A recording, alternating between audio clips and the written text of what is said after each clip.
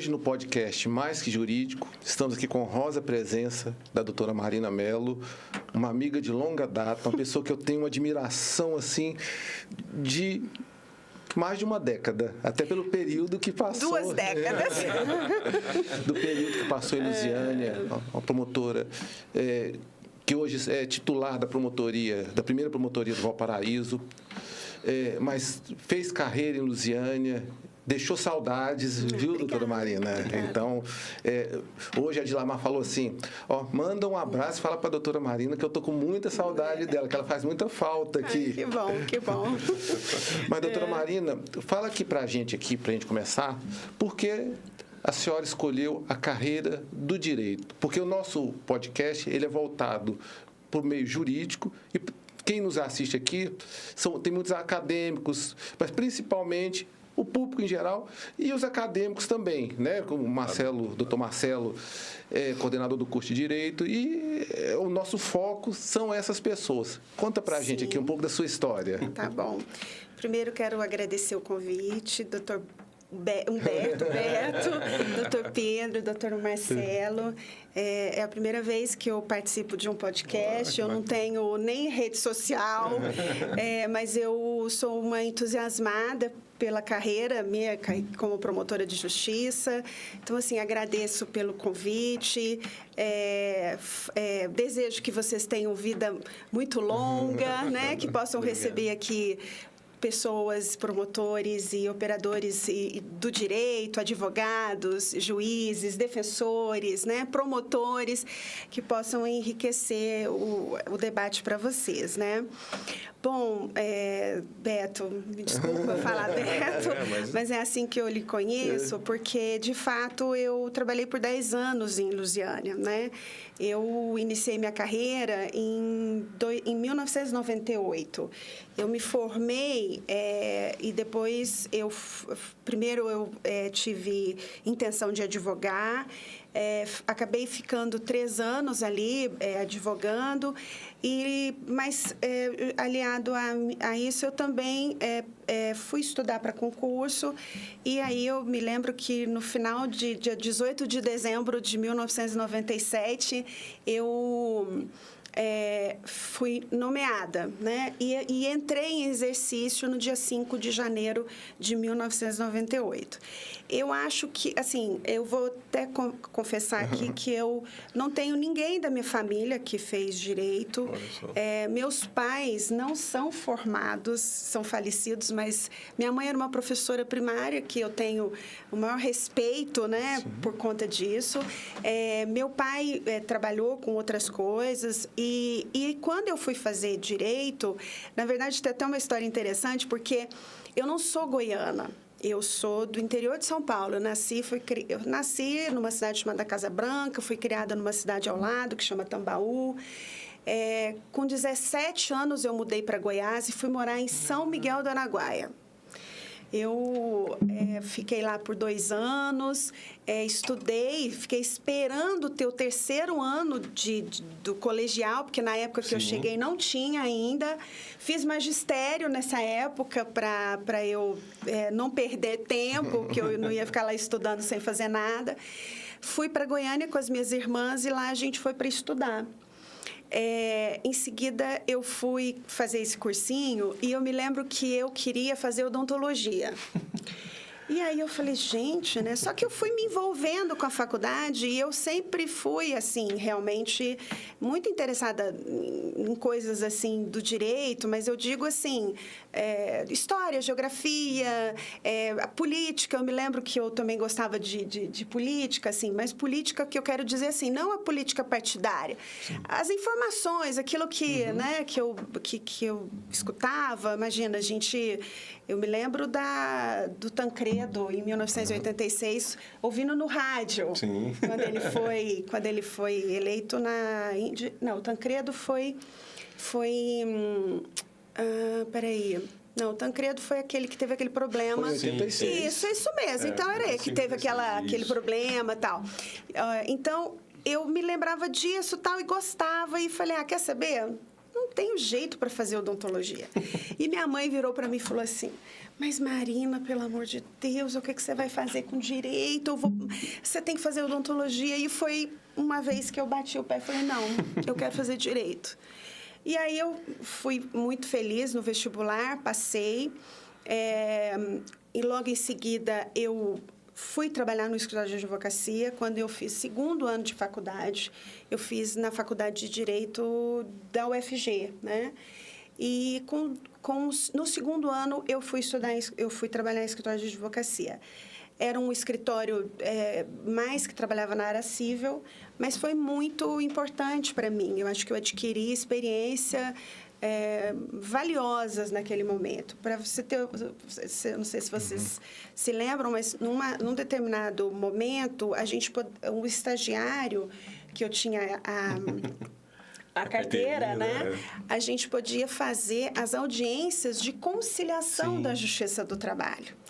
Então, algumas vezes eu era estudante e eu fui em função desse escritório. Então, eu falo que foi muito importante. A famosa junta de conciliação. Junta de conciliação com o representante classista, Tinha os classistas, né? Isso. É então, assim, foi uma época... E aí, quando eu me formei, eu achei como... né? Eu queria advogar, mas eu...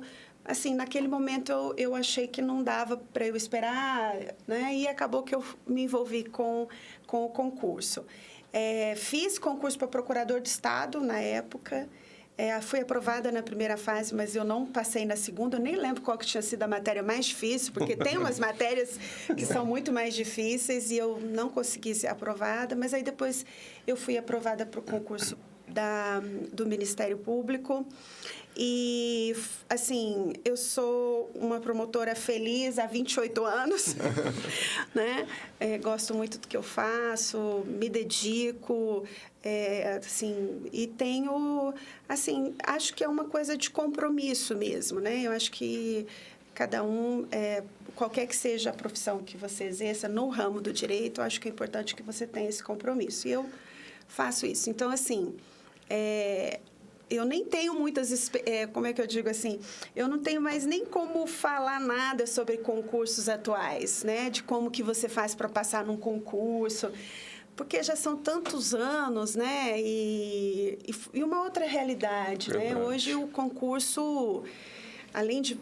Óbvio que a gente sabe que isso é importante e veio para melhorar, além da prática dos 3 anos, né, da atividade jurídica, mas a gente está num mundo hoje que as notícias e as informações de jurisprudência, disso todos os dias, todos os momentos, né?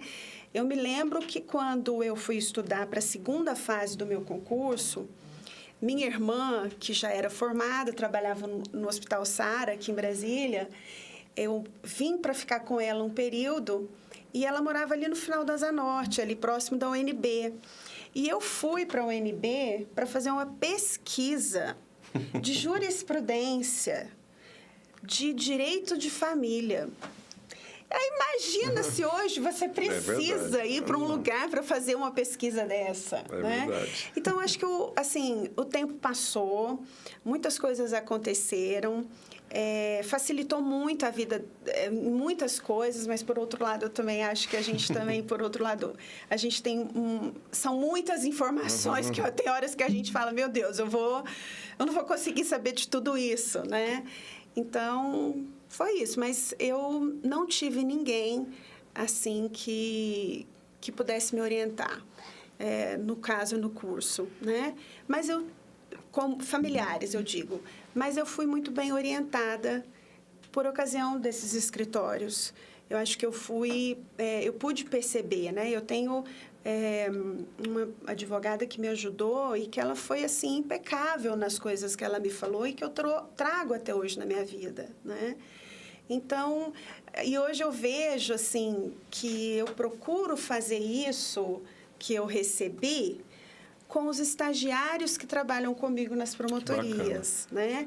Porque hoje o Ministério Público tem a possibilidade de, assim, existe o estagiário, né, de graduação, existe o residente, que aí já é o de pós-graduação, e eu, assim, faço questão de estar com eles e de mostrar para eles a importância de você... Assim, você fala assim, ué, mas o que eu vou fazer lá na promotoria, né? Porque a gente sabe que tem muita gente que hoje tem o trabalho remoto, que é uma realidade e a gente não pode negar. É verdade. Mas, assim, eu falo, olha, a importância de vocês estarem aqui é de escutar tudo, de prestar atenção em tudo que está acontecendo numa promotoria, né? De você observar o que a pessoa que está lá falou para você. Não, doutora, tem uma audiência super difícil agora, a senhora, olha, a testemunha faltou. Não, eu falo para o menino que trabalha comigo, então faz o seguinte, liga, pega o telefone, fala para ele que ele precisa ser ouvido agora. Não é? Verdade. Então, eu acho que não é só isso. Acho que não é só você aprender e ter a prática, mas eu acho que é também você observar essas coisas, essa né? proatividade, né? Para começar. Isso. Então, hoje eu faço. Eu já tive muitos estagiários, alguns já são meus, eu os encontro na audiência do outro lado. Esses dias passou um menino e falou, doutora Marina, a senhora está bem? Eu falei, meu querido, está tudo bem, e você? Então, assim, eu acho uma grande satisfação de hoje estar com eles do outro lado, assim, né, encontrando. Durante esse período do Ministério Público da senhora, durante esses anos, sempre foi na área criminal? A senhora chegou a atuar em alguma outra área? Então, eu logo que eu passei no concurso, eu fui para uma cidade do interior de Goiás chamada Piranhas. Era uma cidade pequena, ainda é uma cidade pequena. Hoje a gente chama de entrância inicial, né? Mas na época era a primeira entrância. Em seguida eu fui para Posse, que já era uma comarca de segunda entrância, que hoje é intermediária. Né? Posse foi um lugar que eu fui muito feliz lá, fiquei pouco tempo, 9 meses, mas nossa, um povo muito afetuoso, é uma cidade antiga de Goiás, assim Sim, como é Lusiânia, né? Então, nossa, eu tive ótimas recordações. Depois de 20 e tantos anos, eu voltei o ano passado lá com meu marido e fui mostrando para ele, assim, os lugares que eu passei, né? E depois eu fui para Alexânia, e em Alexânia eu também considero como do entorno, né, do Distrito Sim. Federal. A gente observa as cidades, por exemplo, exceto Piranhas, que não tem contato nenhum com Brasília, né, que o vínculo e a referência é Goiânia. Aqui, Posse tem como referência Brasília, porque Brasília é antes de Goiânia, Sim. né? Alexânia, você vê bastante ainda, porque fica no meio do caminho entre Brasília e Goiânia, então você consegue perceber que as cidades, que eles conseguem, eles se relacionam bem com as duas cidades, eu falo Alexânia, né? E aí depois, quase 7 anos, eu fiquei em Alexânia, e aí eu vim para Lusiânia. Vim para Lusiânia por questões pessoais mesmo. Meu marido é promotor de justiça aqui no Distrito Federal. Tá tudo lá. Isso. E aí eu esperei criarem uma promotoria em Lusiânia, que foi a 6ª promotoria, e foi quando eu fui para lá. Lá eu trabalhava com a primeira vara, eu não lembro se era a primeira, acho que era a 2ª vara criminal, a titular era a doutora Alice. Aí eu fiquei por lá 10 anos. Nesses anos, criou-se a Promotoria de Violência Doméstica em Lusiânia, e eu fiquei titular lá durante depois, até a minha saída, né? Eu tive outras oportunidades de sair antes de Lusiânia, mas a Promotoria de Violência Doméstica tinha sido recém-criada. E eu achava, nossa, mas não é esse momento adequado, né? E aí, depois, acabou que deu certo, eu vim para Valparaíso. Quando eu cheguei em Valparaíso, eu ainda atuei muito em violência doméstica, mas, assim, exceto o período que eu trabalhei em Piranhas, em Alexânia, que eram promotorias únicas, e aí você atua com todas as atribuições do Ministério Público, aí já depois, quando eu vim para Lusiânia, eu fiquei numa promotoria criminal. Então, hoje eu posso dizer que desde que eu trabalho, desde que eu sou promotora, eu nunca deixei de atuar no processo penal, né? Na área criminal do Ministério Público. É isso. E, doutora Marina, a senhora foi promotora de justiça por 10 anos em Lusiânia. Hoje está no Valparaíso. A senhora vê, tem algum choque cultural? Lá no crime, principalmente na vara de violência doméstica, o crime no Valparaíso é diferente, Lusiânia? São circunstâncias diferentes? Ou é tudo igual? Olha, eu vou te dizer que eu não consigo, assim, observar muita diferença mais. Assim, porque... Bom, se eu for falar de violência doméstica, eu quero dizer que violência doméstica não é uma exclusividade de Lusiânia, ou de Alexânia, ou de qualquer uma das cidades do entorno. Se você for no Amazonas, numa comarca de difícil provimento, também você vai encontrar crimes de violência doméstica. O crime de violência doméstica, ele tem uma característica, assim, ele é muito identificado, né? É muito certinho como identificar. Eu acho que os demais crimes, os crimes contra, né, os crimes contra o patrimônio, eu não consigo ver diferença nessa região, porque ali é uma região só, né? Sim, verdade. Ali é uma região só. Eu acho que, assim, se você for ver, eu não tenho mais... eu não consigo mais te afirmar como é que são os crimes de patrimônio que ocorrem dentro de Lusiânia, digamos, né? Mas eu sei que, por exemplo, tem muitos crimes de roubos em ônibus na região, inclusive de lotação, de ônibus que sai de Goiás e vai para o Distrito Federal, que às vezes acontecem em Valparaíso, mas que é passagem, aquele ônibus que está passando, né? Muita gente do Jardim do Ingá, que acaba sendo... Lusiânia, sim, nossa, o dia que eu conheci o Jardim do Ingá, eu falei, meu Deus... É um município, né? Não, é um município, não tenho dúvida disso, né? E ele é uma situação à parte também, né? Porque é muito característico. Ali é como se fosse mesmo um outro município, né? Então, hoje eu acho que não, sabe, Beto? Eu acho que a gente pode perceber, assim, que é mais ou menos igual. E eu vou até mais, assim, que eu acho que como isso aqui é uma grande região, inclusive com os municípios, com as circunscrições judiciárias, né? Porque o Ministério... A justiça, aqui a gente não chama de comarca, né? Em Brasília eles chamam de circunscrição, né? Eu acho que não tem como, assim, é o mesmo crime, né? É interessante porque, como hoje eu trabalho em Valparaíso tem a DF 290, que é aquela que você, por exemplo, se você está vindo para Brasília, você faz o viaduto e entra... indo para o novo Gama, ali que vai verdade. dar... Não é? Os DVO ali. Isso. Ali é 290, DF 290. Bom, ali é incrível como tem crimes ali, porque aí o que acontece? Ali é 290, mas na rua, do ladinho aqui, é Valparaíso. Entendeu? Por conta de uma rua é Valparaíso. Só que a gente que está lá, que vem aqui... que quando eu falo que é de Brasília e vem cometer aqui em Goiás, né? Então, acaba que, assim, eu acho que não tem muita diferença, não. Não mesmo, assim. Então, a parte de Valparaíso que é Santa Maria, né? Então, ali... Pronto, ali é Santa Maria. Ali é bem interessante. Tanto é que hoje, por exemplo, às vezes você está fazendo uma audiência... As testemunhas são policiais militares do Distrito Federal.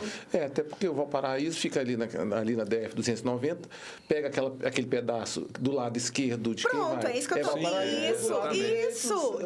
Distrito Federal em Santa Maria. E ali uma região, acaba sendo uma região perigosa, porque ali tem a Vila Guaíra, com a parte mais carente de Santa Maria. Sim, né? Eu imagino os desafios que a senhora enfrenta ali. Mas assim,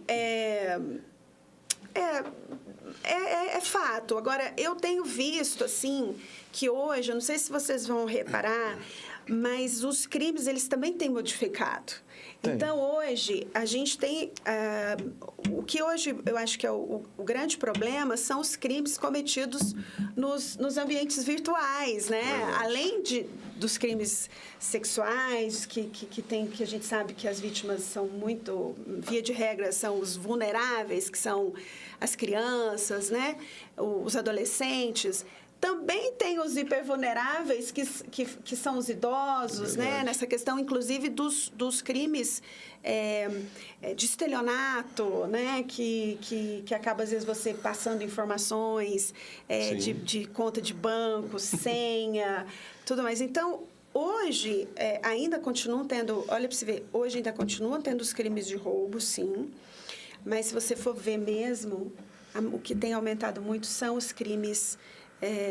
esses crimes cibernéticos. Mas isso só foi, assim, de uma precisão cirúrgica, falar sobre esses crimes virtuais, porque é o tipo de crime que nós estamos sujeitos, né? Porque esse dia quase eu caí num crime desse. Olha que mandou o link, clica no link aqui que você está devendo tal coisa aqui. Eu fui clicar, opa!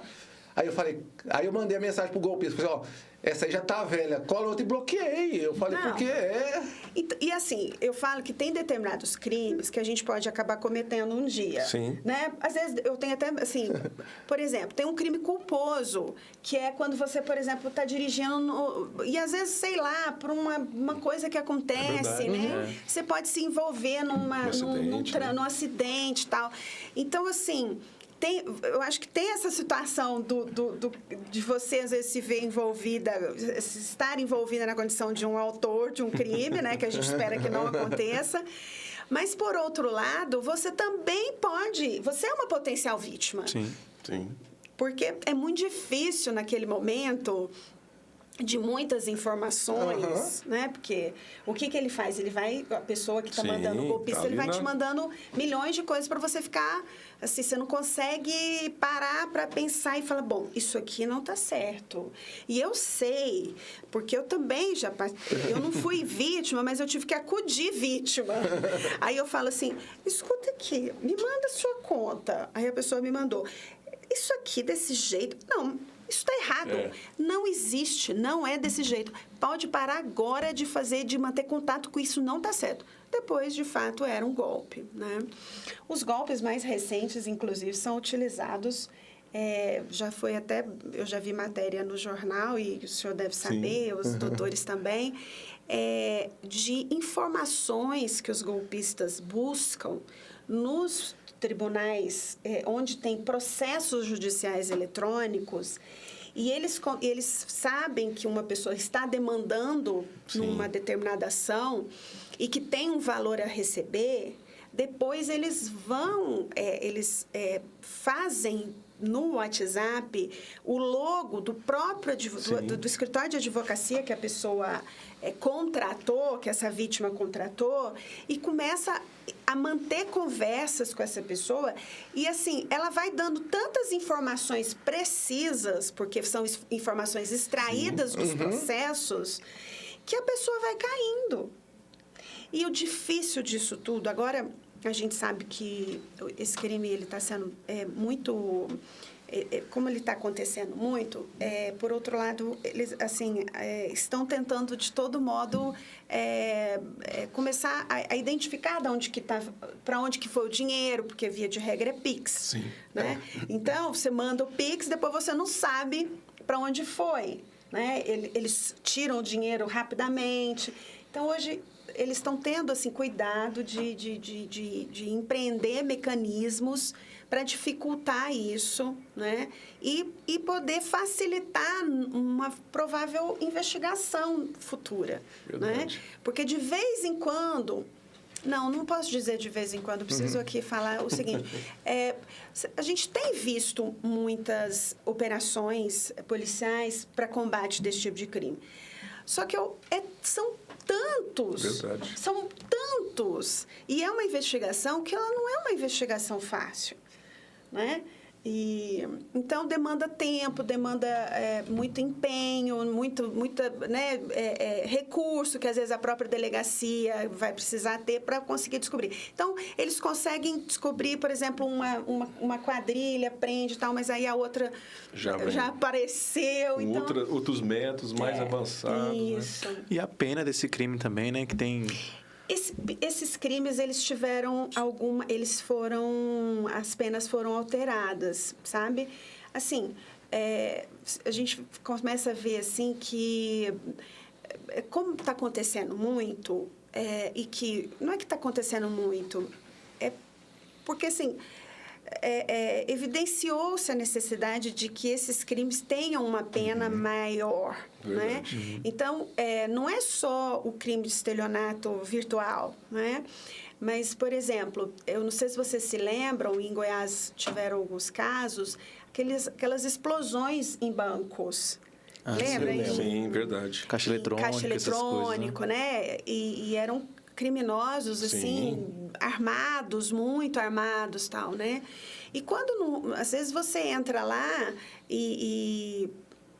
às vezes ficava como um furto, às vezes nem era muito, né, alguma coisa tal. Lógico, tem caso e tem caso. Quando você está com arma é um outro tipo de crime, mas por exemplo, é o roubo, tal. Mas eu falo que houve um aumento nesses crimes, na pena desses crimes, justamente porque estava acontecendo e não era o que estava acontecendo, passou a acontecer, né? Então, se antigamente não existia crime de estelionato virtual. Não. Porque nem existia a internet. Não. Né? No máximo aquele do telefone, né? Não, aquele do telefone era o fim, né? O meu pai, uma vez, tadinho...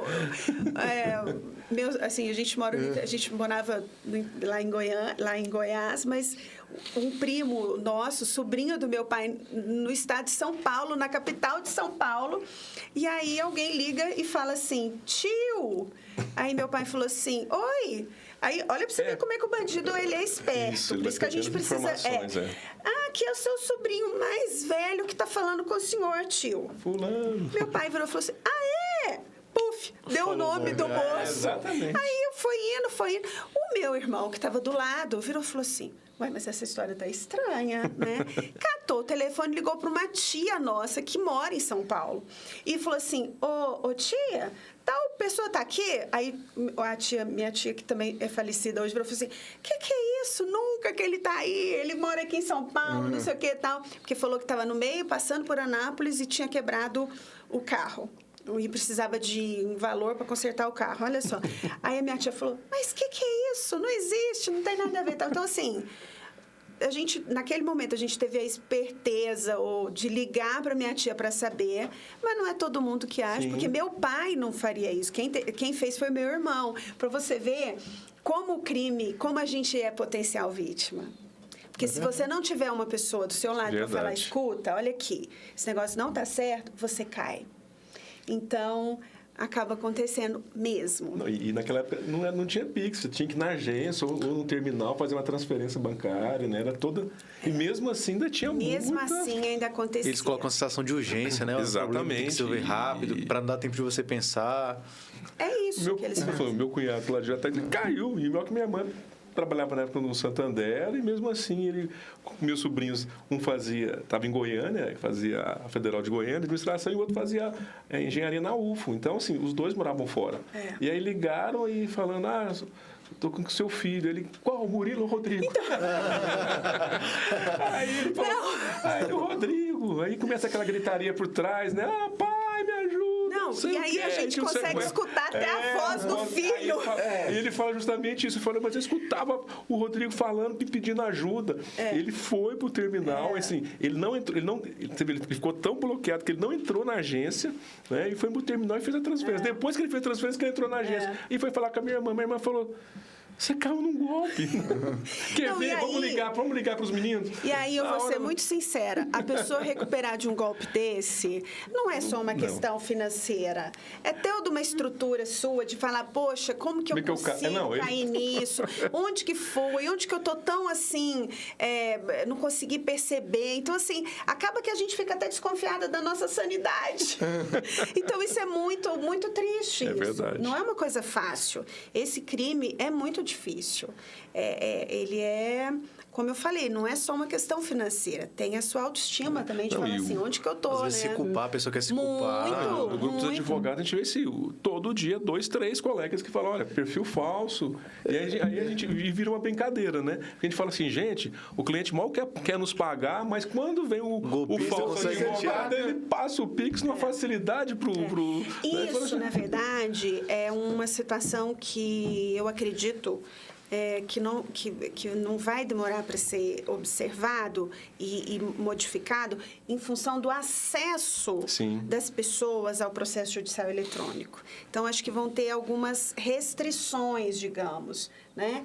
Não que você não vá, porque em tese o processo é público, né? Então, a gente pode saber, mas Verdade. o lance, a dificuldade hoje é assim, é o que fazer. O que as pessoas estão fazendo com esses dados que estão inseridos? É verdade. Né? E aí que eu acho que vai ter que ajustar alguma coisa aí. E a gente espera que isso ajuste, porque, como eu falei, não só porque eu trabalho com Sim. isso, mas porque eu também posso ser uma vítima. Sim. Mas é verdade. Então, É verdade. gente, Totalmente E verdade. eu nunca vi um povo da imaginação fértil e para usar para o mal do que o tal do estelionatário, né, doutora Marina? Ô, povo! Não, que é uma coisa eles assim. Vem com cada uma que. Eles usam o promotor, eles usam o juiz, eles falam coisas assim, e eles falam com tanta propriedade. Eu me lembro que teve uma vez que eu já estava aqui em Valparaíso, alguém chegou para mim e falou assim, olha, doutora, então, tem uma pessoa aqui que está se passando pelo juiz tal, assim, sabe? E Meu Deus. para ganhar dinheiro, tal. Então, você vê que, assim, que as pessoas realmente, elas não têm... assim, elas não têm, assim, como é que eu digo assim, a mente é fértil demais, é isso, né? E eles estão sempre se superando e cada dia é uma coisa diferente. E às vezes a gente não consegue Acompanhar essa- acompanhar, Não. porque a gente não é dessa índole, né? Então é difícil. A gente acaba sofrendo por conta disso. É verdade. E tem o golpe de se passar por outra pessoa do WhatsApp, né? Esse parece que eles não tiram ele do cenário. Porque esse de passar, não sei se a senhora já recebeu mensagem falando que é irmão, que é isso, para passar tanto para minha conta, que hoje minha conta está bloqueada, eu já estourei meu limite. Esse já está velho até, né? Mas ainda continua. Mas Porque continua, esses ainda tem. dias, um colega meu me falou, Marina, minha mãe quase caiu no golpe.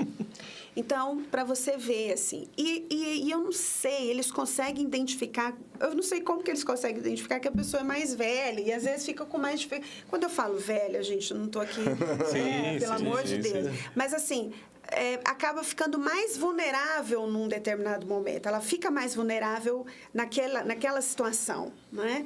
E acaba que acontece mesmo, né? Então, É verdade. esse crime é... Mas, como eu te falei, para você ver, olha, antigamente isso não existia, né? E é uma questão, por exemplo, esses crimes que eu falei que eles estão utilizando informações dos processos eletrônicos, o processo eletrônico nosso, do Tribunal de Justiça de Goiás, para os feitos criminais, para as ações penais, aconteceu depois da pandemia, né? Que foi uma coisa assim... se falavam, tinham os processos eletrônicos na justiça, na família, no civil, mas criminal ainda não. A pandemia veio, nós ficamos um tempo mandando os processos de forma com assinatura eletrônica, né?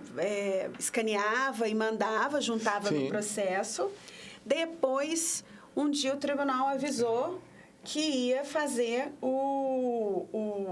que ia começar com o processo eletrônico para os processos criminais, e foi assim, um negócio de um dia para o outro. Eu me lembro que a gente recebeu, assim, infinitos processos, novidade, né?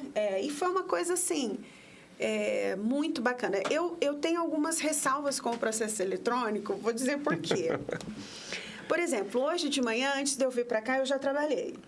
Eu levanto 7h30, por aí, eu já ligo o meu computador, porque eu tenho um escritóriozinho, eu já ligo e já faço o que eu tenho que fazer, recebo o processo, já classifico os processos, né, que estão no Projude, que estão no nosso sistema, que é o Atena, que o Ministério Público tem um sistema próprio, e vou fazendo e tal. Aí eu vou para a academia, volto, o processo está lá de novo, qualquer coisa eu olho de novo, né?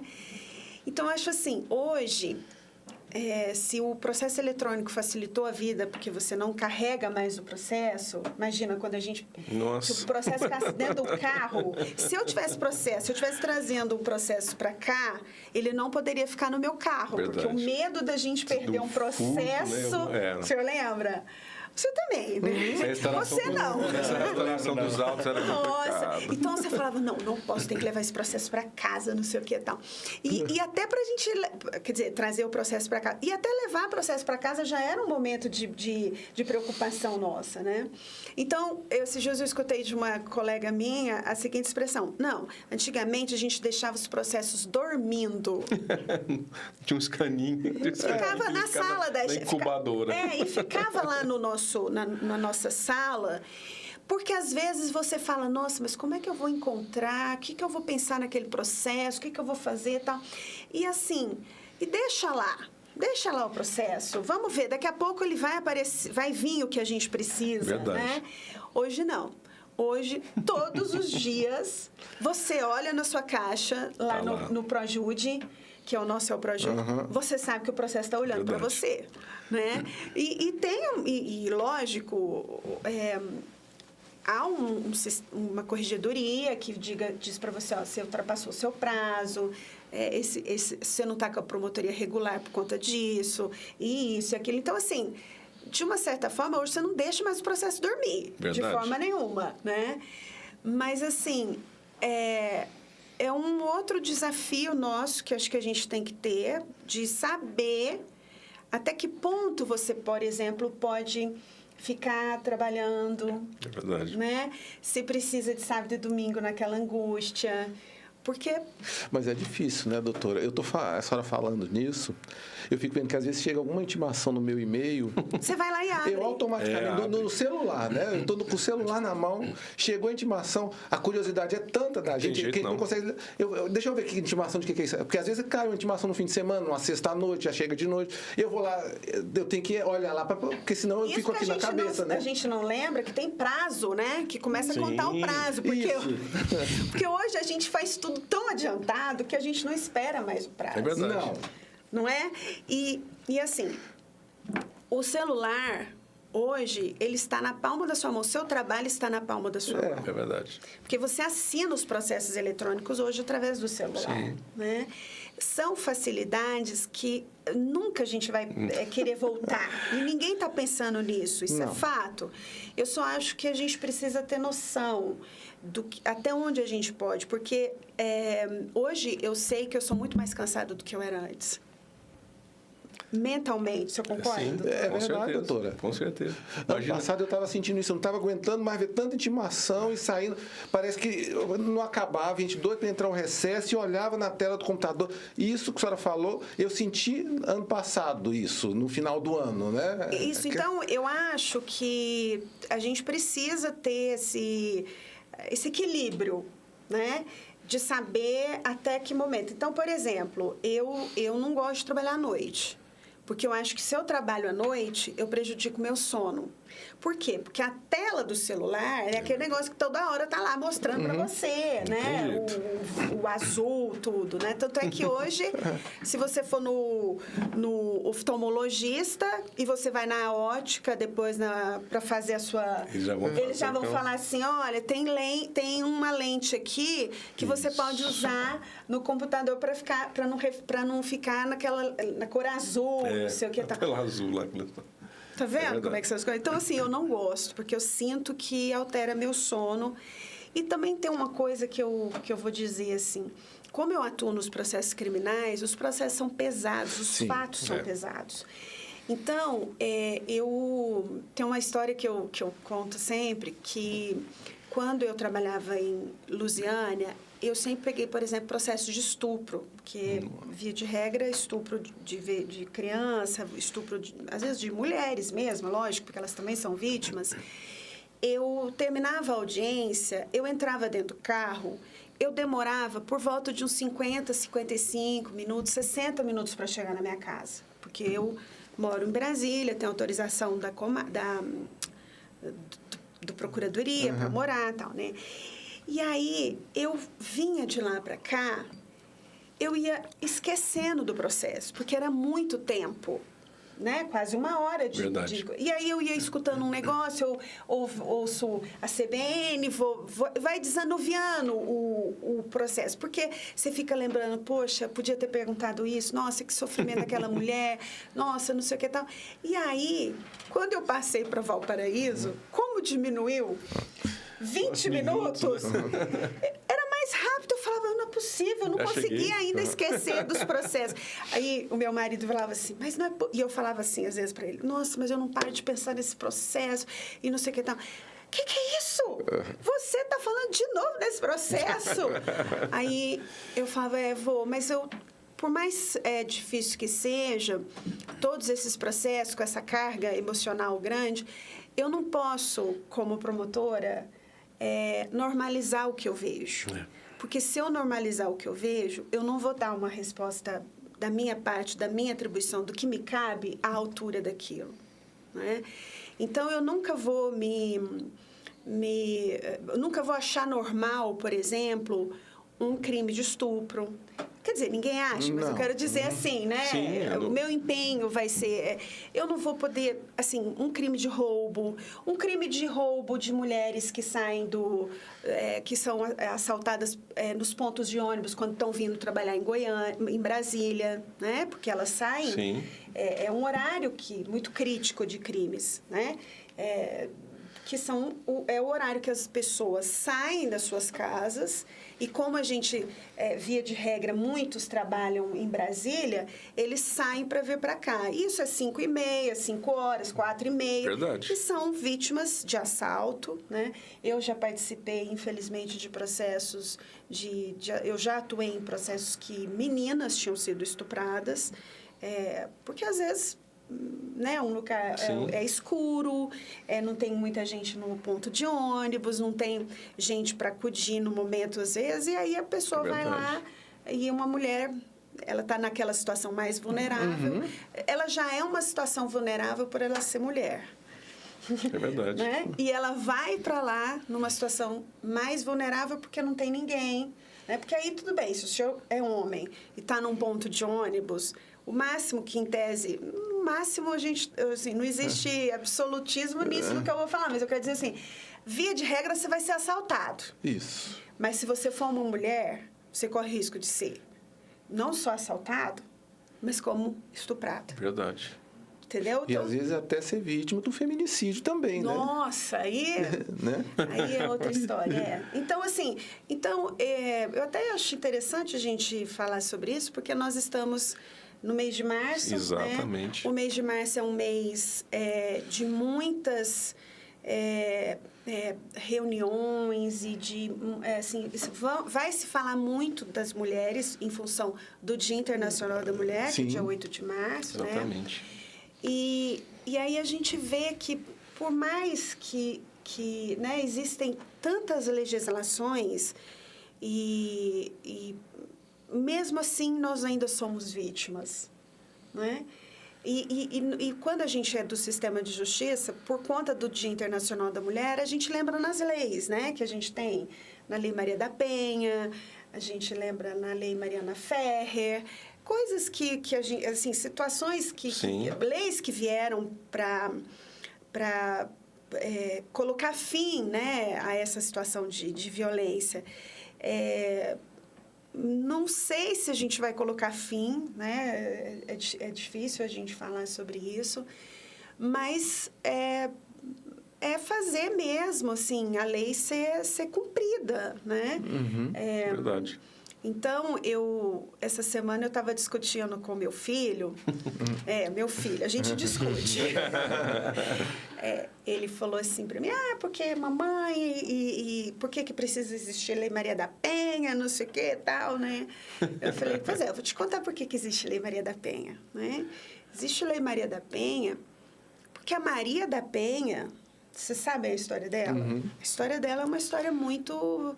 marcante, bacana. Marcante e às vezes a gente fala que... Às vezes a gente vê um artista da televisão e a gente quer tirar uma foto, né? Imagina, sei lá, hoje, quem que a pessoa iria tirar uma foto de uma pessoa muito famosa, né? Mas a gente esquece que tem outras pessoas que merecem de nós uma foto. E eu tenho uma foto com a Maria da Penha. Nossa, né? bacana. Eu tenho porque eu fui trabalhar nessa área, né? E acabou que eu fui num evento que ela estava presente e eu fiz questão de tirar uma foto com ela. A Maria da Penha, na verdade, ela era uma mulher formada, é uma mulher formada, né? Porque ela está presente entre nós, né? E ela é uma pessoa de muito valor, porque mesmo depois da aprovação da lei com o nome dela, ela ainda continua uma ativista. Ela vai nos eventos, eu acho que até recentemente ela estava aqui em Brasília. Sim. E essa lei, na verdade, por quê? Porque ela foi vítima de violência. E ela não teve o respaldo da legislação à época que levasse essa pessoa a um crime, a uma pena, de fato. Demorou muito, né? Verdade. Ela conta isso, tal. Tem até um livro, acho que o livro dela, Confesso que eu Sobrevivi, alguma coisa assim. Ele tentou, na verdade, matá-la por 2 vezes. E ela ficou paraplégica, né? E o que ela fez, assim? Ela se indignou, felizmente, para nós mulheres. Sim. E para homens também, porque vocês, eu falo assim, né? E se fosse a mãe de vocês que tivesse falecido em função de terem... Ou uma filha. Ou uma filha, lógico. Ou uma né? irmã.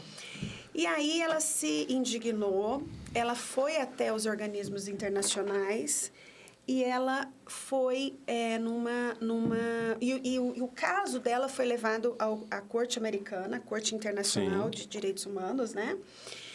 E o Brasil, na verdade, foi condenado a criar uma lei de forma a reparar os casos.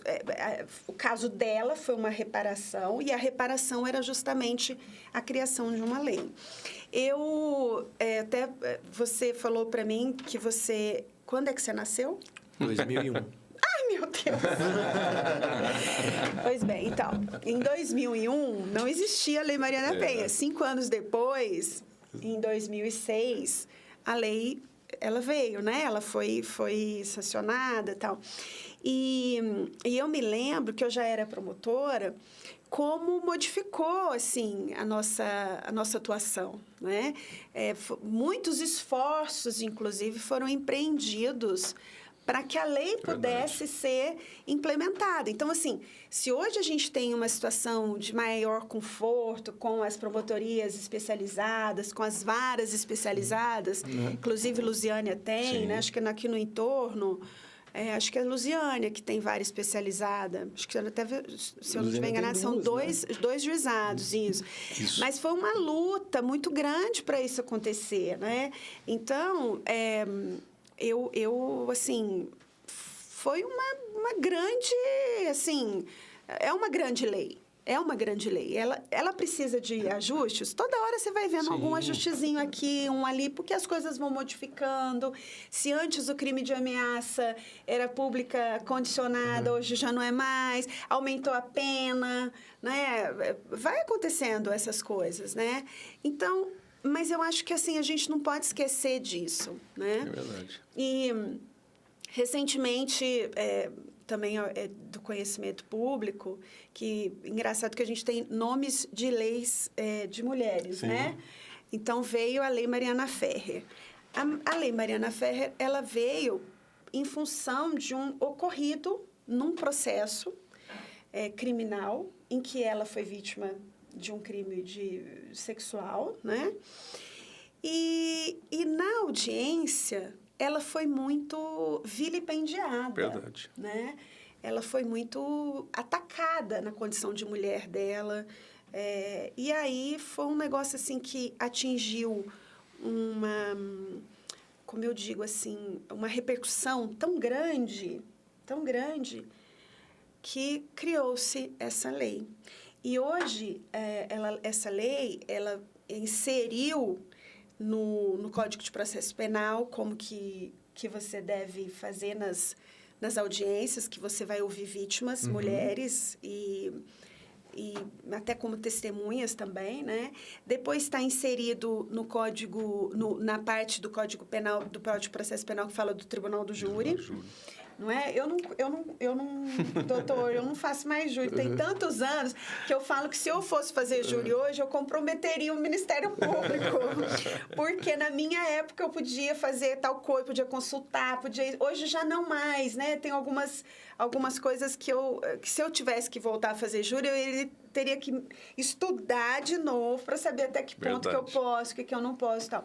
Então, sem estudar, eu não faço, porque eu comprometeria o Ministério Público. Mas, então, houve essa alteração no Código de Processo Penal no que fala sobre o júri, e depois também houve uma alteração na Lei 9.099. Sim. Que é justamente porque você está lá ouvindo uma vítima, né? E aí você vai impedir de que faça perguntas injustas, eu digo até injusto, porque assim, nós não estamos lá vendo o que é a vítima, nós estamos tratando do fato, né? Então, por conta disso. Então, assim, a gente pensa que não, mas as coisas estão modificando muito, né? Sim. E mesmo que a gente veja, assim, situações que nos aborrece, nos entristece, né? Recentemente a gente teve aquele caso horrível lá de Itumbiara, e Sim. é o nosso estado, né? Foi muito triste aquilo tudo. Em seguida, mais um outro caso no mesmo, acho que 2, 3 dias depois, um moço matou a esposa, também em Itumbiara, né? Recentemente eu fui fazer uma audiência de custódia do interior, que a gente faz aos finais de semana. O senhor conhece essas audiências, doutor? Né? A gente faz. Essa parte criminal eu sempre falo. Tá. Não, a gente faz as audiências de custódia, que é uma audiência obrigatória, né, para todos os presos. E eu me lembro que foi um processo ali de uma cidade do lado de Itumbiara, de um moço que tentou por 2 vezes enforcar a moça e tal. E eu ainda fiquei assim pensando, eu falei, olha, não pode, assim, isso não pode acontecer. Então, eu, da minha parte, como promotora de justiça, e aí eu devo dizer que eu me coloco também como uma vítima, né? Quando eu falo uma vítima, na condição de mulher mesmo, né? Eu não sou vítima de violência sexual, não sou vítima de violência, mas eu posso, uma hora, ser vítima de uma violência institucional, né? Isso é... Então, eu falo, gente, da minha parte, o meu compromisso é que as mulheres tenham a proteção da lei, né? Então, eu não deixo de fazer, de pugnar. Depois, a decisão é do juiz. Se eu não concordar, eu recorro, né? Mas, naquele momento, é o que eu acho. Lógico que eu também não vou ser... a gente analisa caso a caso, mas muitos casos a gente precisa pedir a decretação da prisão preventiva. Então, é isso. E, doutora Marina, recentemente a gente viu uma notícia que houve um aumento, foi até do Tribunal de Justiça do Estado de Goiás, um aumento de casos de violência doméstica no Estado de Goiás. Foi um aumento que aconteceu ou foram as notificações que aumentaram? Como é que a senhora vê isso? Então, eu acho que o aumento é em função de que por mais assim que ainda a gente ache que as mulheres não estão esclarecidas, mas eu acho que elas já estão mais esclarecidas. Sim, com certeza. Né? E isso eu acho bacana, porque às vezes você vai participar de audiência. Eu falo que participar de audiência de criminal, a gente não precisa nem assistir novela. Você não precisa mais assistir novela, porque ali acontece tudo. Então, você vai, às vezes, você fala assim, deixa eu dar uma descansadinha que eu vou assistir um negócio. Que nada, você não precisa, porque senão você vai lembrar do caso que você participou, não sei o que tal. Então, mas, assim, nas audiências a gente percebe de como é importante. E eu acho que as mulheres hoje, elas estão mais informadas dos direitos que elas possuem e dos instrumentos que elas possuem. Então, e não é só a mulher mais. Verdade. Até o vizinho, hoje, se escutar alguma coisa, ele vai chamar. Ele vai chamar.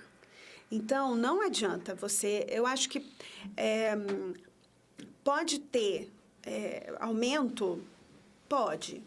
Mas eu acho que também tem a situação do aumento das notificações e ainda acho que Sim. pode ser aquém ainda do que de fato acontece, né?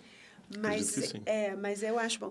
Eu falo que as audiências, quando a gente participa das audiências, elas são importantes porque a gente meio que consegue obter como que as pessoas estão compreendendo as coisas. E eu sempre recebo lições em audiências. Então, uma vez eu participei de uma audiência que a família foi lá para fazer a defesa de um moço que era o companheiro do filho.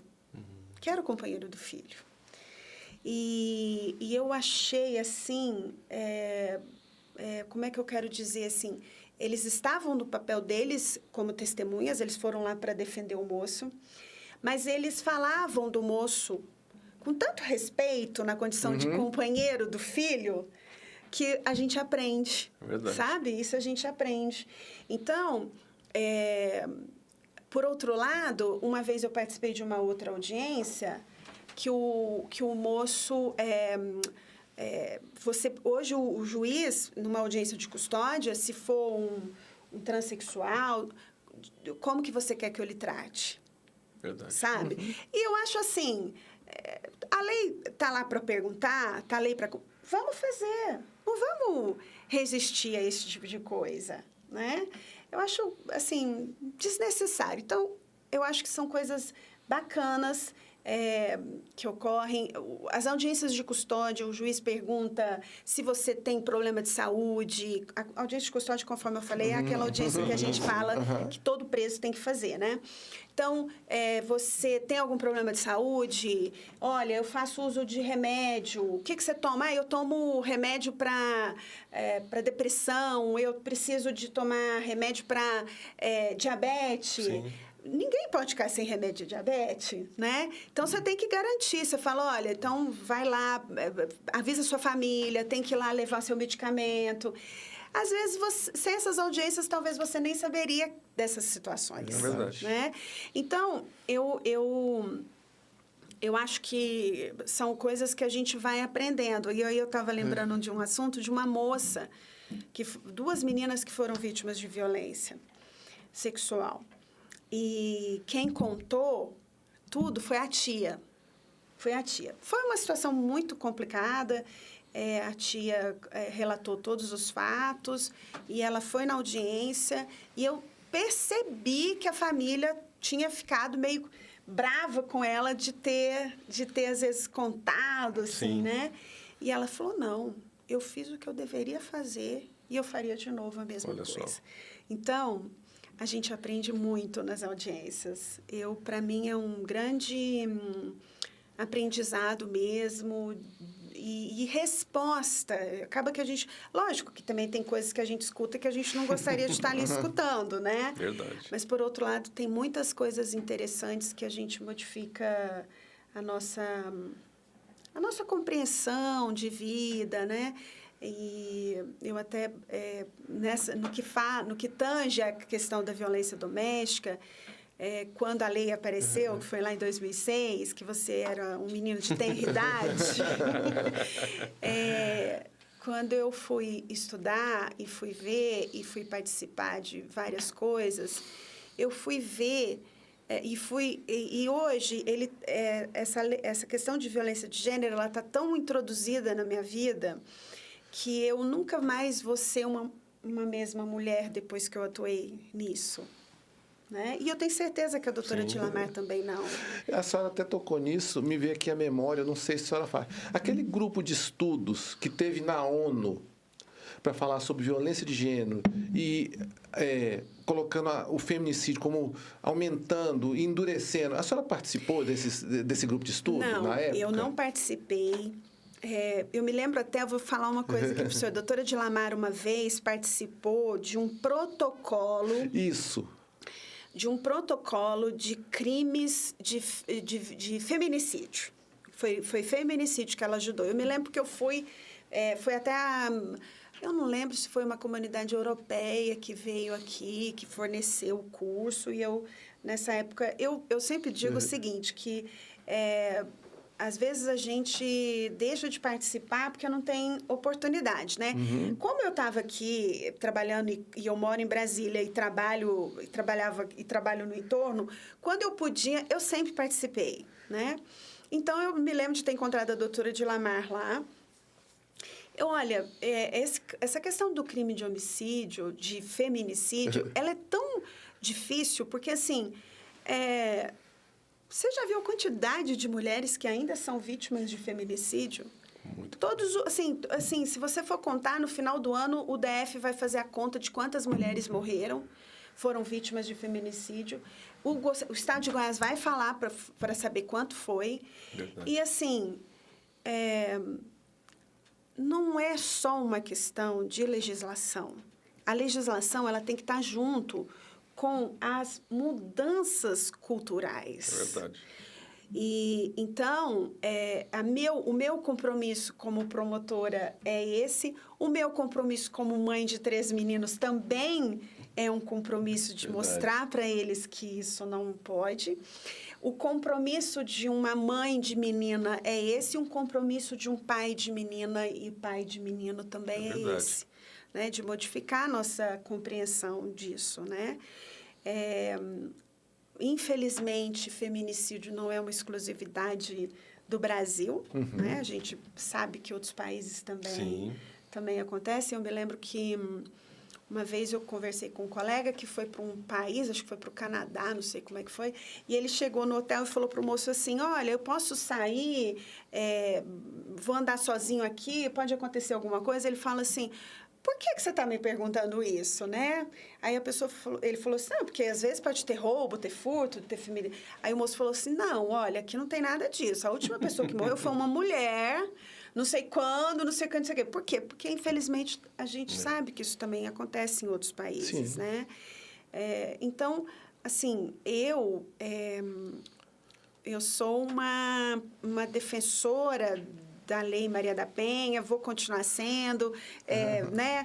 Mas eu acho que a lei faz essa previsão de todos esses trabalhos, de todas essas, por exemplo, inserção na escola sobre crimes de gênero, isso também acontece. Então, assim, a gente não pode, por exemplo, impedir uma criança de saber sobre isso, porque eu comento o seguinte, que meus filhos, quando eu deixo a torneira ligada, eles olham para mim e falam assim, a torneira ligada da pia do banheiro, mamãe, tá gastando água, você tá achando o quê? A água do meio ambiente vai acabar, que não sei o que tal.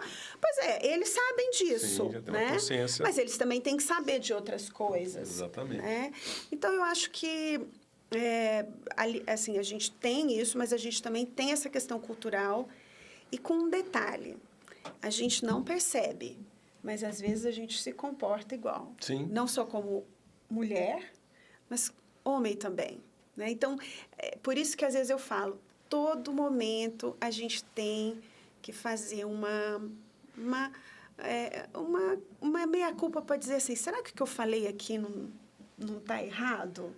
né? Não soou de forma equivocada. Foi uma coisa que eu falei que... Deixa eu pensar direito aqui. É verdade. No próximo a gente não fala mais. É verdade. Não é? É isso. E, doutora Marina, nós estamos chegando o Dia Internacional da Mulher. Semana que vem... Domingo agora. Domingo. Domingo. Domingo, Que dia dia que 8, esse programa vai? Acho que até sexta-feira, será que... Não sei, vamos ver se Não, vocês veem aí, mas é isso. Vamos lá. E a gente chegando no Dia Internacional da Mulher, a senhora falou aqui em vários temas cruciais. Violência doméstica, no caso da Lei Mariana Ferrer, e também de uma coisa que vem, a senhora falou, e eu também incomoda, acho que incomoda todo mundo, que é a questão hoje das trabalhadoras, mulheres que saem do entorno para vir para Brasília trabalhar. E dentro do ônibus, elas sofrem crime.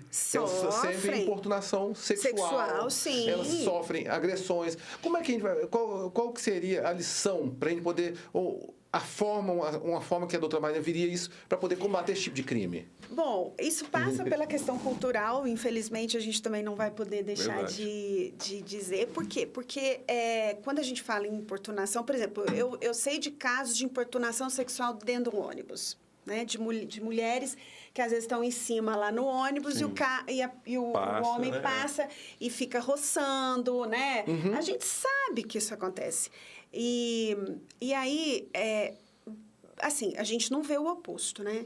A gente, assim, é interessante a gente conseguir, às vezes, dar uma invertida e falar assim, será que o homem é vítima? Não, via de regra é a mulher, né?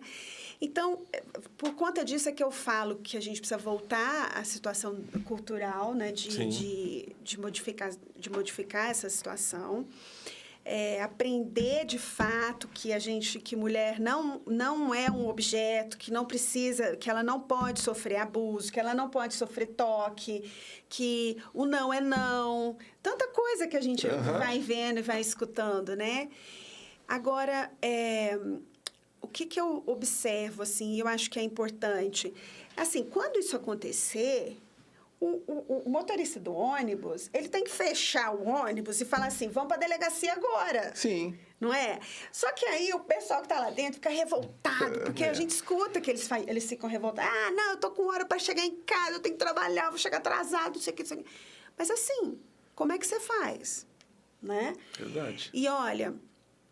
Isso acontece, sabe? E às vezes, é muito mais do que a gente imagina, com pessoas até próximas a gente, né? E eu, assim, uma vez eu escutei de uma moça que me contou que o cara estava no ônibus e ela pegou... ele fez isso com ela, ela pegou e deu nele, sabe? Assim, deu um tapa nele. Só que eu falei assim, menina, deixa eu te falar, qual o tamanho que ele tinha, né? Porque se ele fosse um homem muito maior do que você não sabe como é que vai ser, qual vai ser o que ele vai te revidar. Então, acaba que... Mais uma vez, acaba que a gente é meio vulnerável. Lógico que tem mulher que poderia falar assim, não, eu dei, né? Não estou querendo dizer. Mas tem outras que não vão saber nem como reagir. Porque, às vezes, nem percebem também que elas estão sendo vítimas daquele abuso momentâneo. Né? Então, eu acho que é sempre um momento da gente refletir, pensar, analisar, sabe? Eu falo muito para os meus filhos, e aí eu falo como mãe, assim, você gostaria que fizesse isso para você? Não é? Eu falo assim, muito para eles, assim, e eu tenho isso como um lema da minha vida. Então, assim, eu não faço para os outros aquilo que eu não gostaria que fizessem comigo, né?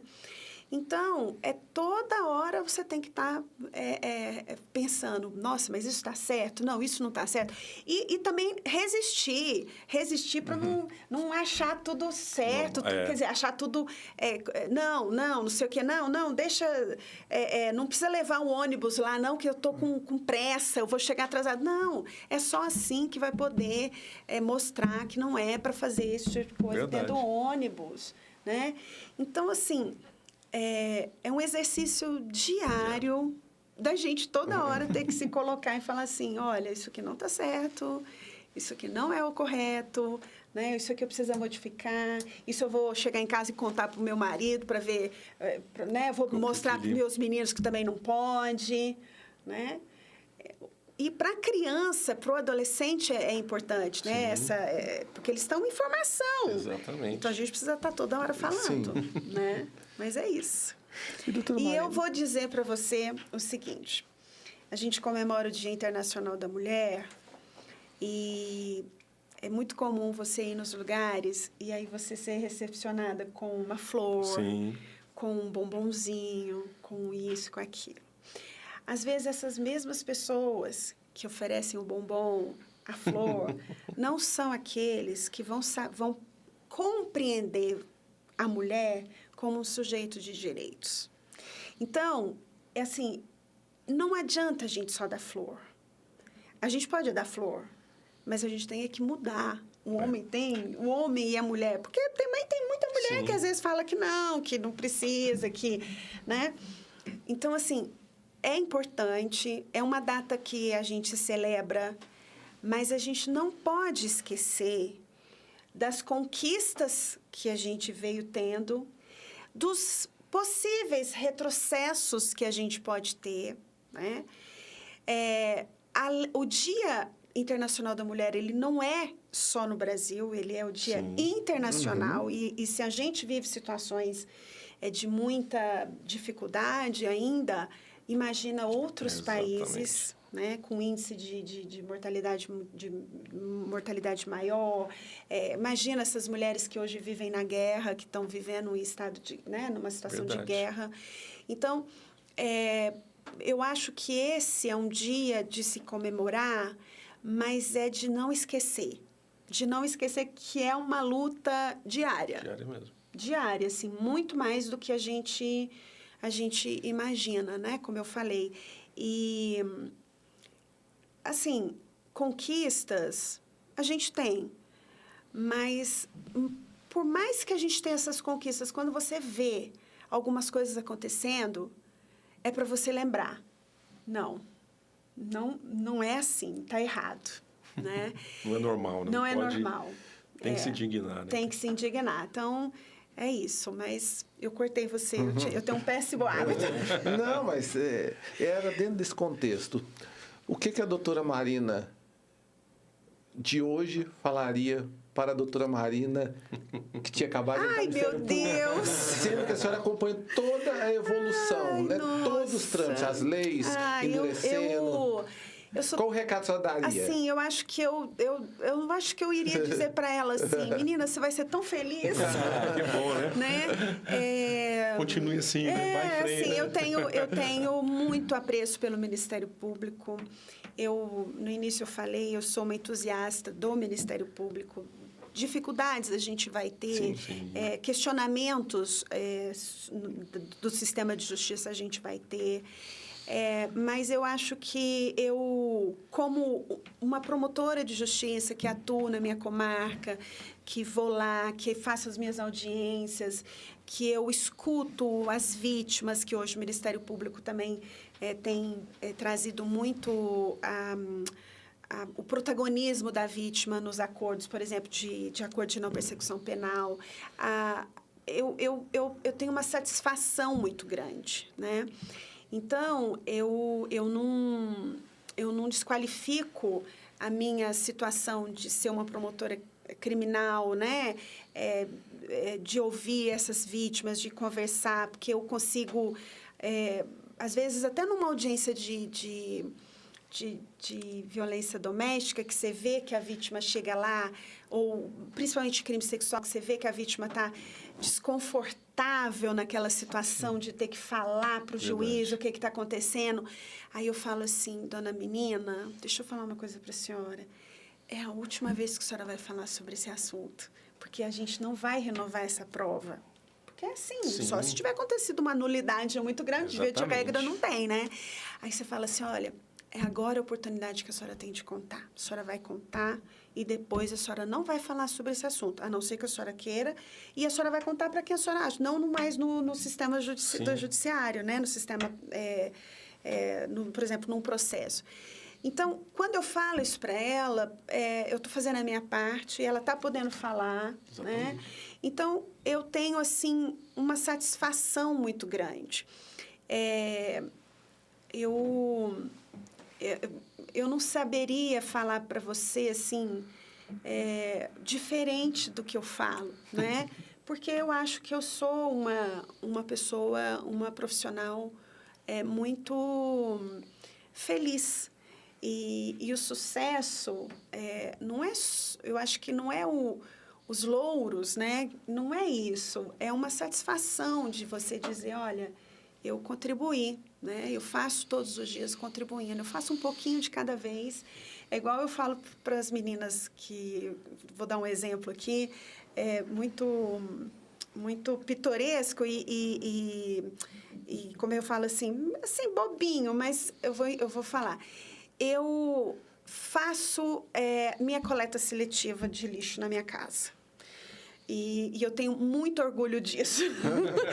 Eu vou falar por quê? Porque eu contribuo para o meio ambiente da minha parte. Aí alguém fala assim para mim, mas que chato, você limpa seu lixo, eu lavo meu lixo, deixo tudo arrumadinho, boto uma água quente para tirar a gordura, separo, não pego mais caixa de sapato, eu tenho uma sacolinha que eu vou levando, tal. E aí eu falo assim, eu faço. Ela fala, mas por que você faz isso? Ninguém faz. Não tem problema. Minha parte eu faço. Tá certo. Né?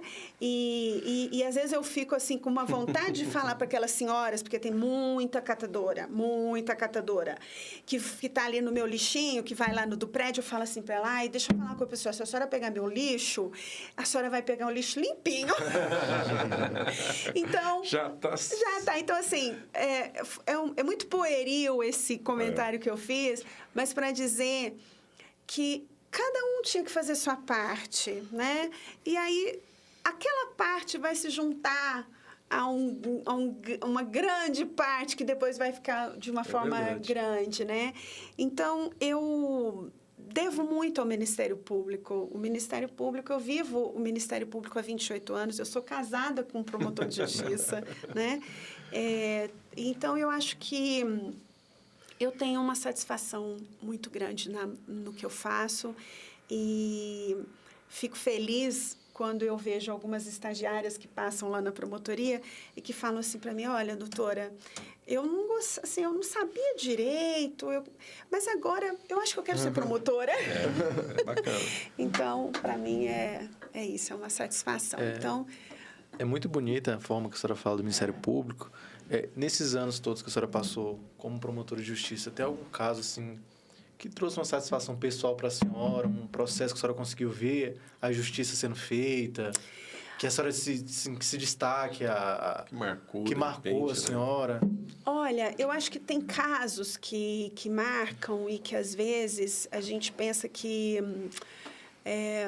são tantos casos, né? Mas eu assim, quando você consegue ouvir uma vítima, quando a vítima vai na sua sala, quando ela pede para você e você depois faz a audiência, porque às vezes tem vítima que está tão apavorada que vai antes para conversar com a gente.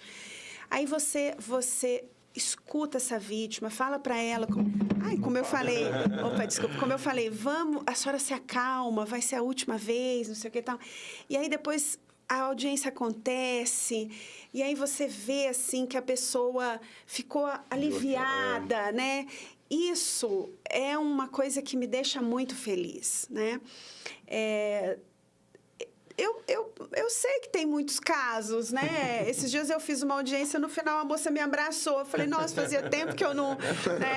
achei bacana e tal. Então, assim, eu acho isso, assim, bem bacana. É lógico que tiveram casos que me abalaram.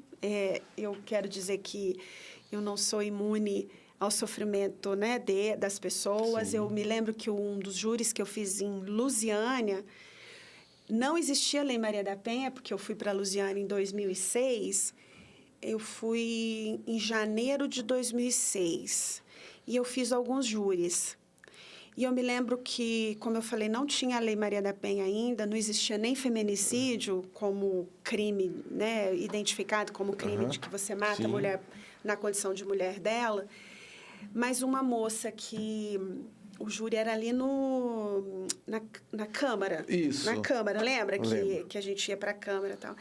E eu fui para fazer esse júri e o moço tinha assassinado a companheira, a esposa, e tinha deixado 4 filhos. Nossa. E essas crianças foram na audiência e eu fiquei, assim, muito abalada. Mas, assim, o porquê da moça ter morrido... A moça morreu porque ela estava de resguardo, ou seja, ela ainda estava naquele processo de amamentação, tinha dado à luz há pouco tempo, né? E o moço quis manter relação sexual e ela não aceitou. Nossa. E ela morreu. Para mim, eu nunca esqueci disso, imagina, tem 20 anos isso. Como eu falei, não existia ainda a lei. E esse foi um caso emblemático, que a senhora falou aqui. Eu me recordei desse pai ou do advogado da época levar essas crianças para o plenário. E foi um negócio assim, eram umas crianças novinhas, mas tão bonitinhas assim. Na época eu não era mãe, se fosse hoje eu acho que eu catava assim, ficava ali. Mas foi uma coisa assim que me deixou muito triste, muito triste, porque assim, o moço foi preso, lógico, mas... E essas crianças, né? Elas ficaram sem a mãe. E isso foi há 20 anos atrás. Hoje já existe uma legislação que as crianças órfãs, as órfãs de mães, né? De crimes de violência sexual, de crimes de feminicídio, elas recebem um valor de salário e tal, né? Eu não sei se é uma lei daqui, se é uma lei do Distrito Federal, e eu vou pedir desculpa para dizer que eu posso estar equivocada se é uma lei nacional, mas isso acontece hoje, né?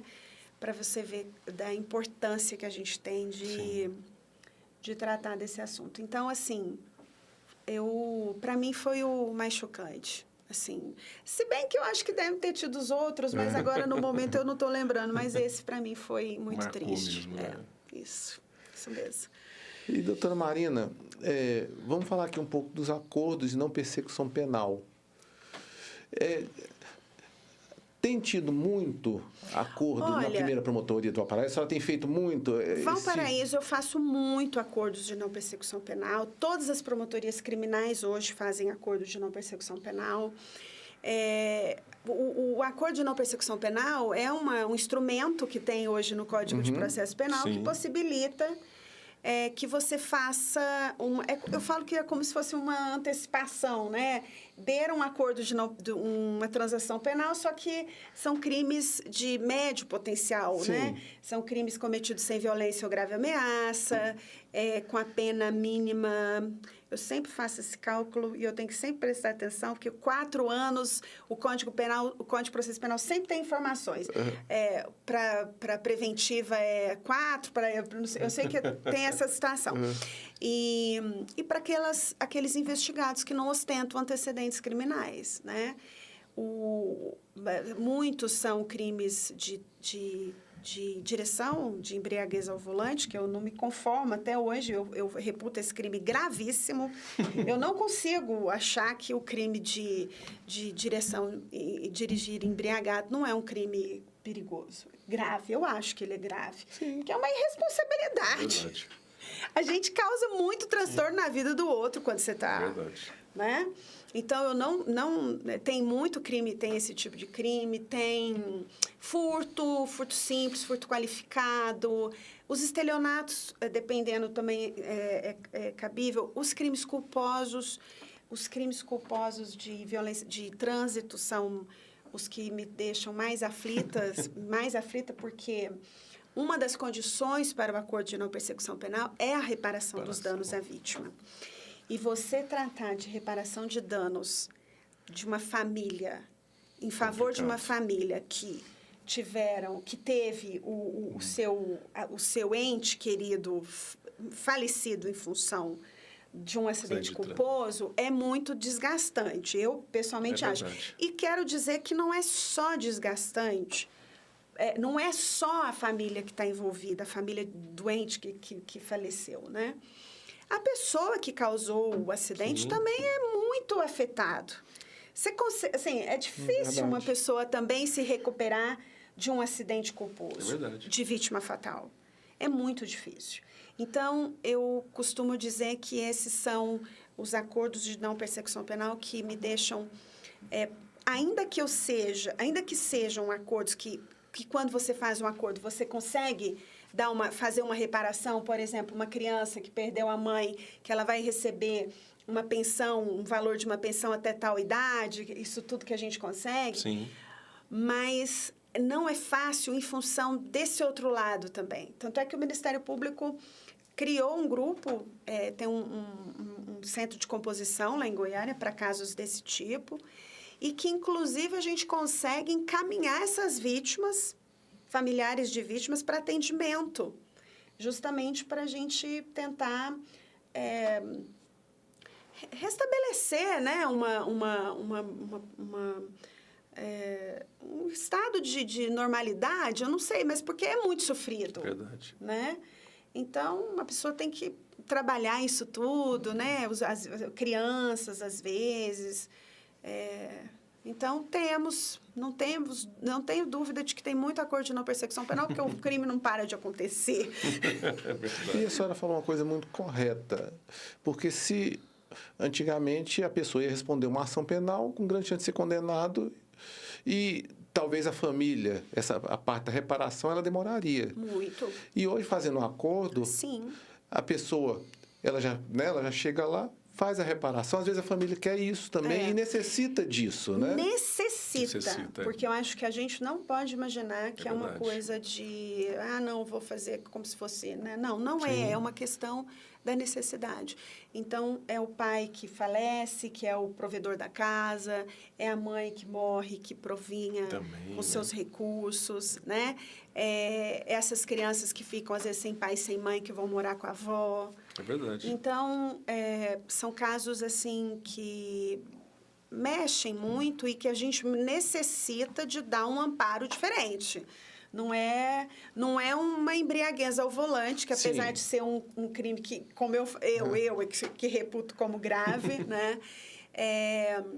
Você pergunta para a vítima porque às vezes bateu o carro, aí você tem que perguntar, a senhora sofreu, a pessoa sofreu avaria no carro, precisou não, meu valor foi R$1.000. Então tá, o senhor vai acertar aqui, vamos ver quanto que vai ficar, R$1.000? Não, eu faço acordo, tudo bem. Aí tem a reparação e tem a prestação de serviço à comunidade ou prestação pecuniária, né?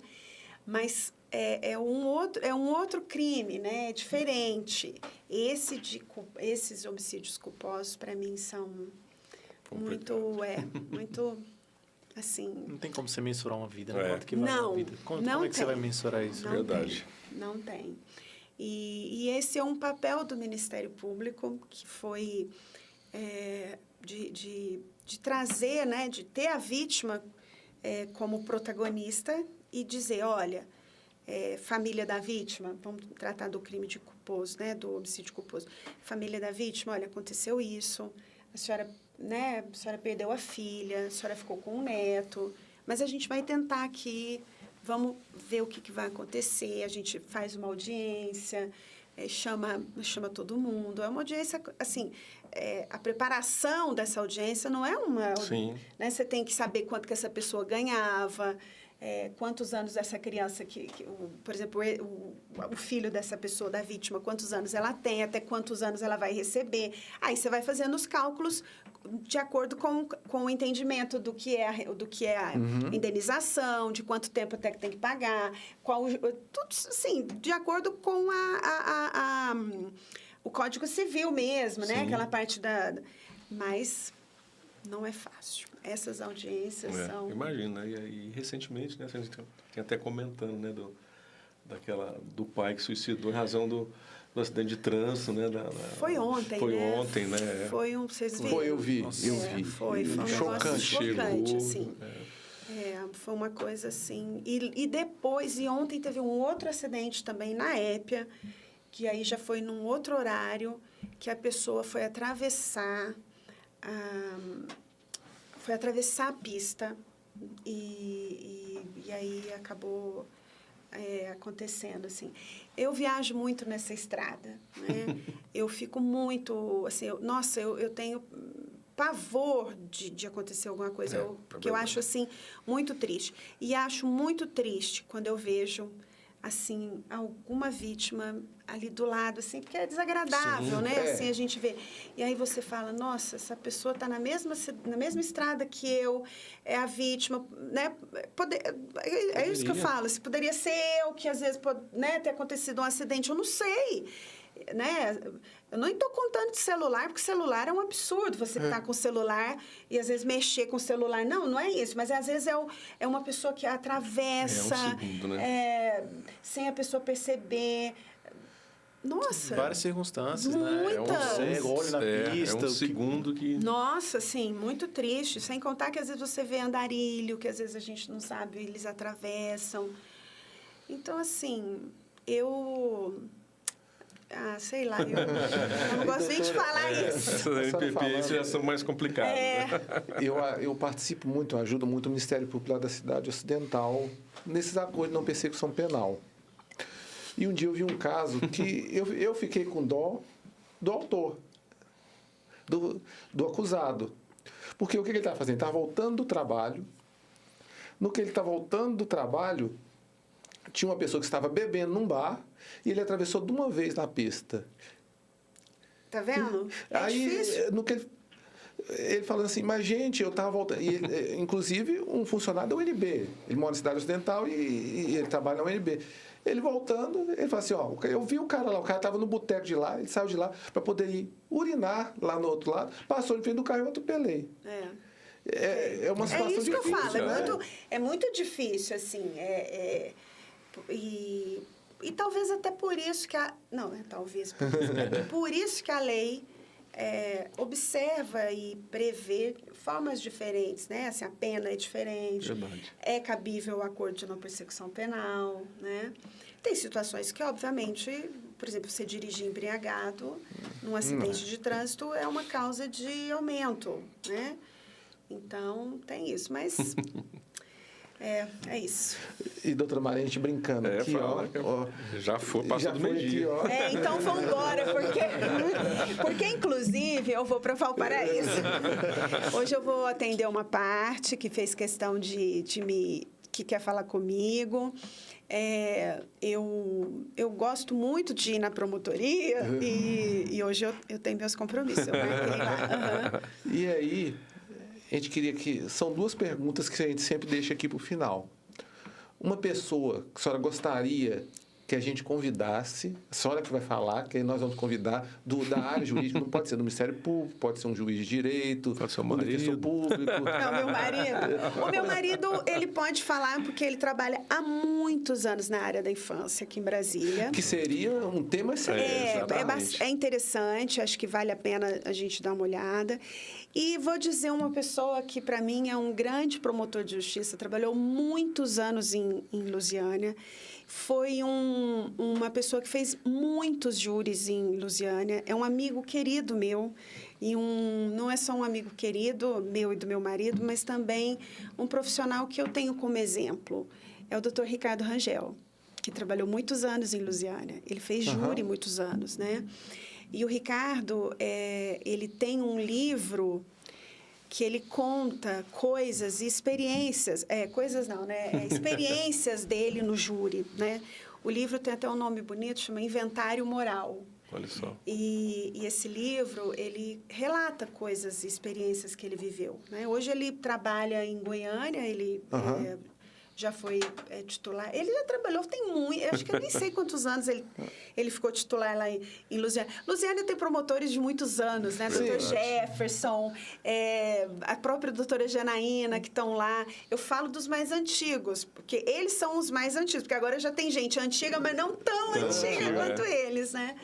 Mas, assim, porque eu acho que o júri tem muito isso, né? Eu, por exemplo, falei que eu faço há muitos anos eu não faço mais júri, mas eu acho que o júri tem situações muito peculiares que você, às vezes, vai aparecer lá na hora, que você vai ser, às vezes, até surpreendido mesmo com situações, né? E o Ricardo conseguiu colocar isso no livro de uma maneira muito bacana, muito verdadeira e muito ética, que eu acho que é bem bacana. Vamos trazê-lo. Não sei se ele vai aceitar, não, porque ele não gosta de aparecer muito. E o esposo da senhora? Meu marido, ele é um promotor de justiça. O Márcio, meu marido, ele é promotor, ele não é brasiliense, ele veio do Rio de Janeiro, formou no Rio de Janeiro, né? Veio para cá para fazer concurso. E ele ficou muitos anos na área criminal. Eu fiquei e ele saiu, né? E hoje ele é um promotor da área da infância. Ele atua na medida... Ele ficou muitos anos no ato infracional, porque Brasília tem uma diferença de distribuição, de promotorias especializadas. Então, se aqui você tem as promotorias cíveis da infância, tem os atos infracionais, tem a execução de medidas socioeducativas. E hoje, depois que ele ficou muitos anos... Nessa, ele foi, atos infracionais, ele foi para execução de medidas socioeducativas, né? E ele conhece muito o sistema, que eu acho que é muito importante também, né? Então, é isso. Eu tenho como um grande promotor de justiça. E para encerrar, doutora Marina, até pelo adiantar da hora. Nossa Senhora! Qual é a mensagem que a senhora deixa para os estudantes de direito, futuros operadores de direito, que queiram passar para a magistratura, para o Ministério Público, a Defensoria Pública? Qual é uma mensagem que a senhora deixa para essas pessoas? Bom, eu sou muito... eu gosto muito do curso de Direito. Eu acho que se eu estou com meu menino agora estudando, né? E está na expectativa de fazer Direito também. Eu fiquei imaginando a possibilidade, assim, falar, nossa, e se eu voltasse a estudar, né? Se eu voltasse a estudar... Talvez eu fizesse um curso de Direito. Eu não falo assim, se eu tiver... Sim. Eu não vou fazer, porque, afinal, eu já fiz meu curso. Mas, assim, voltar a estudar o curso de Direito, porque é um curso que você...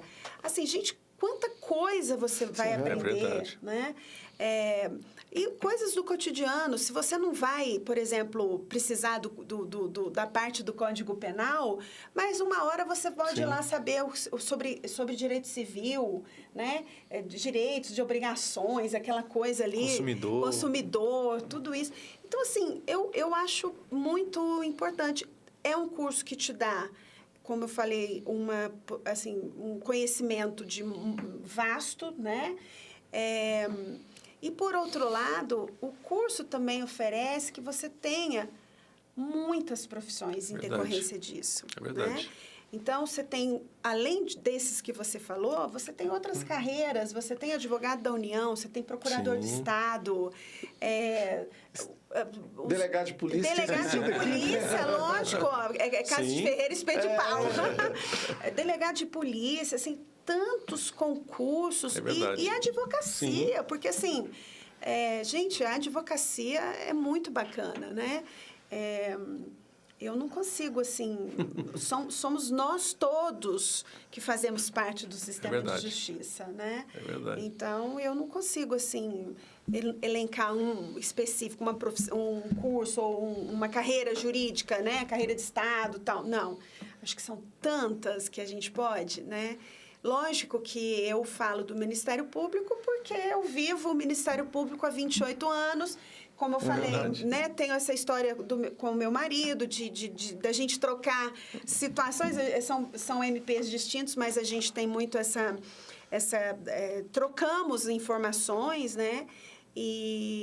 Mas é isso, eu acho que, nossa, eu acho que quem fizer direito, eu acho que quem fizer direito e fizer direito, eu acho que vai se dar muito bem, porque... Tudo que você se propõe a fazer, independente do curso, né? Verdade. Eu acho que você tem que empreender todas as suas forças, suas energias para dar certo. E eu acredito que dá certo, porque eu também tenho uma máxima na minha vida. Quem planta, colhe. É verdade. E brincando aqui, doutora, a senhora fala uma coisa das conversas que a senhora tem com o esposo da senhora, com seu marido.